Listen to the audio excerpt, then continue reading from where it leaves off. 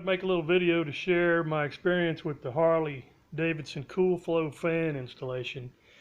I've got a 2011 CVO Ultra Classic, so I'm not hooking this up to the ECM, or it's not going to have any speed control. It's going to be strictly manual. So I bought the fan by itself from Surdike, about 110 bucks.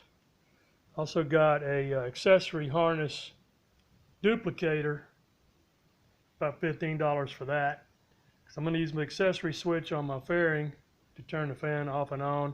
Probably going to leave it on all the time because I've got moto lights on the front also through the accessory switch. Pretty well made, heavy duty. It's got two bolts coming out the back that go through the frame above the dipstick area.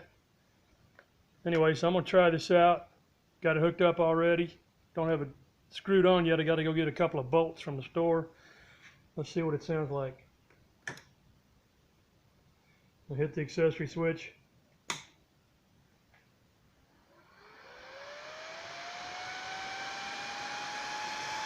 Don't take off. Man, that thing is blowing some air. A lot of airflow from that thing.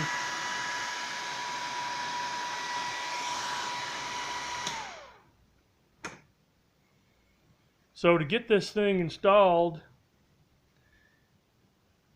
you got to get this clinch nut out of the frame that holds the heat deflector on. Let me sit down here and show you.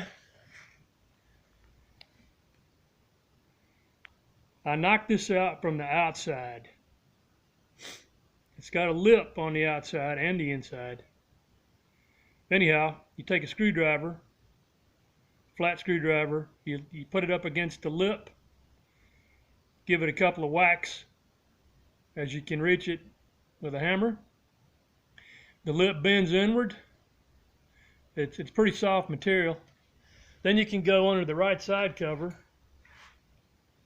which gives you real good access in there. A lot better than from the top by the battery tray.